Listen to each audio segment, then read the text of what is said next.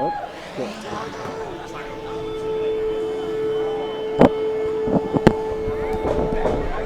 Team number 1 is on its way to the ring right now.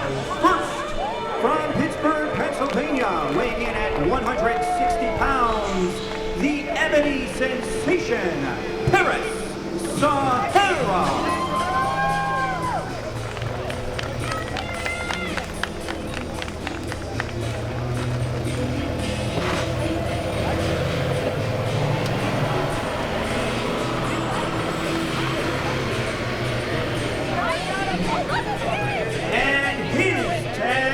Partner, ladies and gentlemen, this is Angelik. Maybe Kitch couldn't see the blinding light of Angelik through those sunglasses of his, but be that as it may, Angelik is a bit of an enigma here in IWC. I'd love to tell you what he's all about, but to be honest, I've got more questions than answers. Formerly known as Gory, formerly about just death and destruction and despair, but he claims he's seen the light, and he claims that he can help everybody else see the light. We've seen him target Johnny Patch, Sean Phoenix, a number of others who he feels has done wrong to him or to others, and apparently he's got Paris Sahara, the young IWC rookie, as his tag team partner this evening. Introducing this afternoon. their opponents.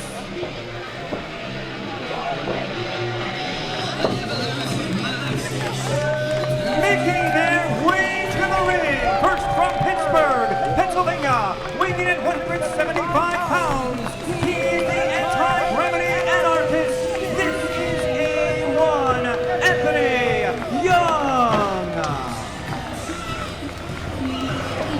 And his tag team partner is the IWC Super Indie Champion from Fredericktown, Pennsylvania, weighing in at 227 pounds, Johnny Daredevil Patch.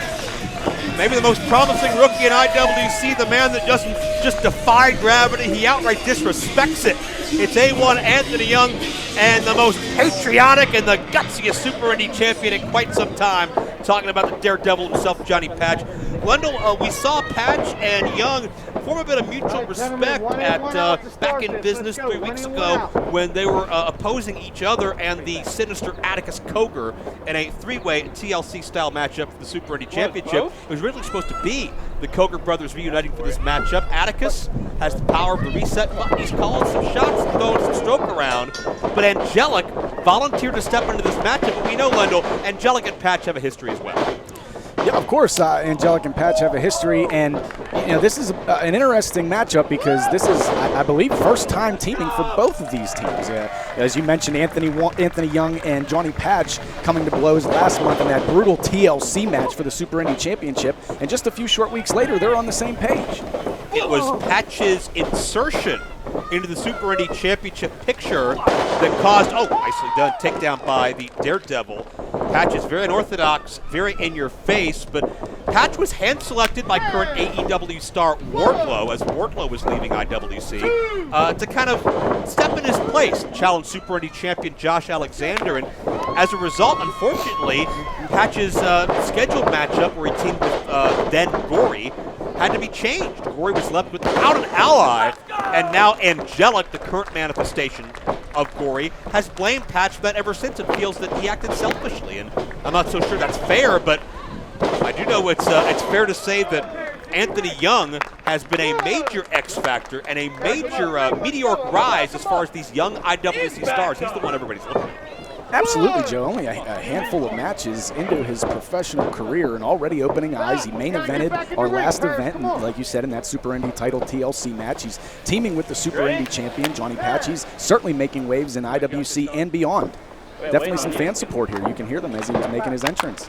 And I have a lot of questions, too, about the alliance between Angelik and Paris Sahara. I think on the surface, personality-wise, they're polar opposites. Is this situation where Angelik's gotten inside of Paris' head? Is this manipulation? Is this Paris looking for an opportunity? Or does Paris truly believe whatever doctrine that Angelik is spewing? I don't really know. This alliance honestly caught me off guard. I figured talking about a partner of Angelik, maybe a former partner of Gory's from years ago, maybe Assad, who knows. But I never expected Paris Sahara. Well, Joe, you know, as broadcasters, it's our job to overanalyze everything. And Nicely done. Very impressive from Angelik. I thought he was going to go for the cover here. But, you know, as I said, we tend to overanalyze everything. It may just be as simple as Paris just looking for an opportunity. But I can confirm that Angelik did seek out Paris, you know, for this opportunity. So whatever's in Paris's mind, you know, if he wants to do something with Angelik long term, or if this is just to get eyes on him for an opportunity, either way, you know, maybe as simple as that. But I can confirm it was Angelik who reached out to Paris for this opportunity in this tag team match. Paris is usually in a great mood, smile on his face, a little sassy, a little flirty, loves being a positive member, representation for the LGBT community. Demeanor-wise, I mean, one of the nicest people in the locker room. Again, it just catches me so off guard. And now we see Angelik taking advantage of A1 from behind, and tag team synergy here. Tag between Paris, Sahara, and Angelik.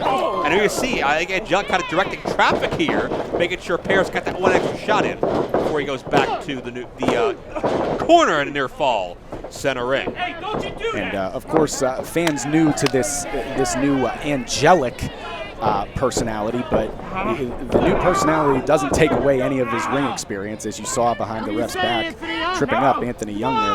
That's experience from years in the ring, whether he's Gory, Angelik, or whoever he is. The experience doesn't go away, Joe. And look at him just winding down Anthony Young, trying to take that speed away from him. I mean, if anything, Lendl, I think it's enhanced his focus. He's not so impulsive.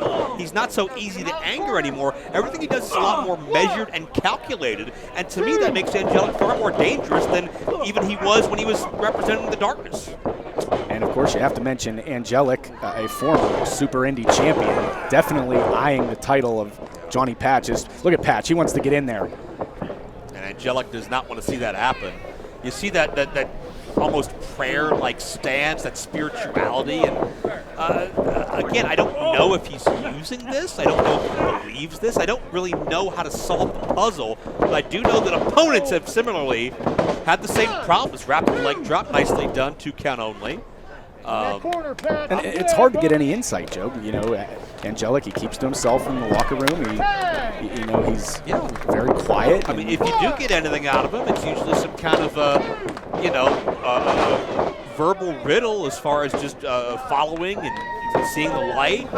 All this other stuff we've seen him talk about on .com and on his social media, but it really doesn't answer any questions beneath the surface. And I think there's, in my opinion, suplex with a cover. That was a beautiful snap suplex there, right into the cover. That was great. And Paris Hare's an incredible athlete.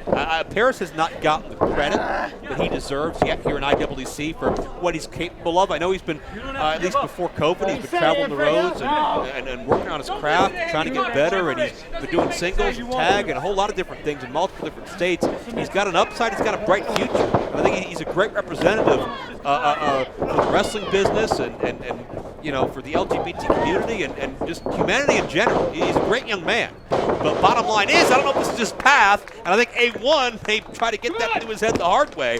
Both men are down, both men needed tags. Who's going to make it to their corner first? Both men groggy after that springboard kick, beautifully done by A1. Let's go! It looks like A1's shaking it off, getting to maybe first to get to his feet. But Paris is closer to Angelik, and he makes the tag. And here comes Johnny Patch. Here comes the Super Indie champion, Joe. Yeah, this is the switch in energy and pace that we've been waiting for. Patch was, nice drop kick. Patch was hyped in his entrance, came out on that beautiful bike on down the Brownsville drive-in. Nice dragon suplex by Patch, nips up. Oh! That shooting star press of Patch, the drone camera caught it, went viral on Reddit. And I think he's going to fly again, Joe. And Patch takes to the air tope base, so he's seen it to the outside, and both Angelik and Paris are down. Patch has that magnetism, he's got that energy about him, and you know that he has never met a risk he wouldn't take. Patch throws Angelik back in the ring, measuring him here. Oh, and caught him right on the jaw with that kick into the cover. Yeah, nicely done. That psycho knee into the near fall. And I think the Sun here starting to take its toll on these four. All four men slow to their feet. I'll tell you, we talked about that back in business. The humidity and the sun, it just changes the elements. You're not going to be able to go 30, 45, 60 minutes like you may be able to in a building. And Paris bailing out. Angelik and Patch got sent right into A1 inadvertently. Paris off of A1 and down with a tornado DDT. Nicely done. Now Paris more than holding his own, definitely doing his part. Yeah. As he's battling up top with Anthony Young. I mean, if I'm Angelik, I'm impressed by the effort. This is the biggest test of this young athlete's career, and Anthony Young comes down and connects with Sahara. This could be all here if he can follow through. Angelik back up to his feet and a kick for good measure, but well scouted by Angelik. Up the pack and down with a crucifix bomb type maneuver. Once upon a time, he'd have gone for the QAS, but not to be. Patch the thrust kick. Paris back in to attempt to play spoiler. Well, we mentioned the experience of Angelik. I'm kind of surprised he didn't stick with the crucifix and stay into the cover there, Joe. He let it go. Thrust kick once again by Patch on top of Sahara. Will this be enough? Super Indie Champion gets the victory. Here are your winners, the team of A1, Anthony Young and Johnny Daredevil Patch.